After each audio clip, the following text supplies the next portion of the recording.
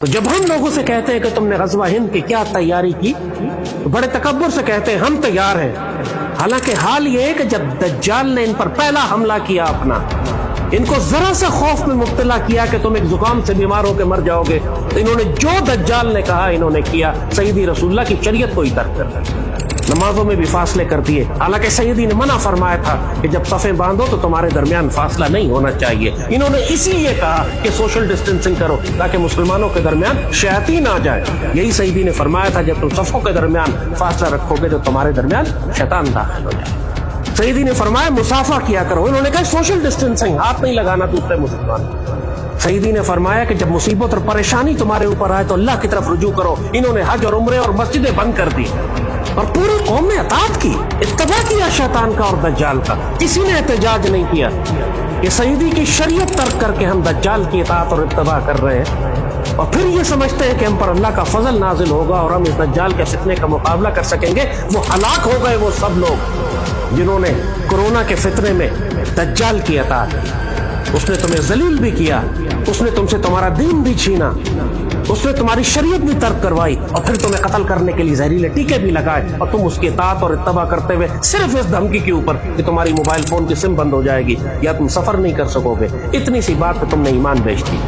پھر کہتے ہو تمہاری تیاری ہے غزوہ ہند کی، خاک تیاری ہے تمہاری غزوہ۔ فلسطین کا معاملہ شروع ہوا،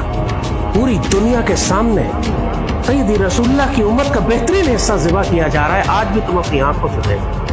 اور 2 ارب کی مسلمان آبادی صرف تماشا دیکھ رہی ہے۔ پوری دنیا سے جو مسلمان اٹھ کر اہل فلسطین کی مدد کے لیے کھڑے ہوئے ان کی تعداد چند ہزار سے زیادہ نہیں ہے، پوری دنیا میں جو پہلے ہوئے، بہت ہو گیا تو چند 1 لاکھ ہوں گے، اور باقی مسلمان دنیا کی 2 ارب کی آبادی اس لیے خاموش ہو کے بیٹھ گئے کہ وقت کی حکومتوں کو پسند نہیں ہے۔ ہم اگر کھل کے فلسطین کی بات کریں گے تو ہمارے کاروبار، ہماری تجارت، ہمارے سفر، ہماری نوکریاں خطرے میں پڑ جائیں گی، ہمارے اکاؤنٹ بند ہو جائیں گے، صرف اس لیے کہ میرا سوشل میڈیا اکاؤنٹ بند نہ ہو جائے، میں نے فلسطین پر بات کرنی بند کر دی۔ لوگوں کا یہ ذہن، صرف اس لیے کہ لوگ خفا ہوں گے میں نے فلسطین کے اوپر ہونے والے ظلم کو اپنے واٹس ایپ پر شیئر کرنا بند کر دیا، اپنے اسٹیٹس لگانے بند کر دیا، اپنے دوستوں کو اپنے واٹس ایپ گروپ میں فلسطین پر ہونے والے مظالم اور مجاہدین کی شجاعت میں نے یہ شیئر کرنا بند کر دیا، کیونکہ آگے والے کہتے تھے کہ ہمیں مت بھیجیے، ہمیں یہ خون دیکھ کر تکلیف ہوتی ہے۔ پھر تم کہتے ہو تم غزوہ ہند کے لیے تیار ہو، دجال کے تم کسی فتنے کا مقابلہ نہیں کر سکتے۔ جو استقامت اور سعادت اہل فلسطین نے، اہل غزہ نے دکھائی ہے، اتنے ایٹم بم ان پہ گرائے جا چکے ہیں، راولپنڈی جتنا چھوٹا سا علاقہ ہے، اس کے باوجود استقامت سے کھڑے ہیں، کوئی ایک گھر سلامت نہیں ہے وہاں پر، پھر بھی وہ 25 لاکھ کہتے ہیں، جس میں سے 2-2.5 لاکھ شہید کر دیے ہیں انہوں نے، ہزاروں تو ملبے تلے دفن ہو گئے، زندہ دفن ہو کے ختم ہو گئے، اس لیے کہ ان کو کوئی نکالنے والا نہیں تھا۔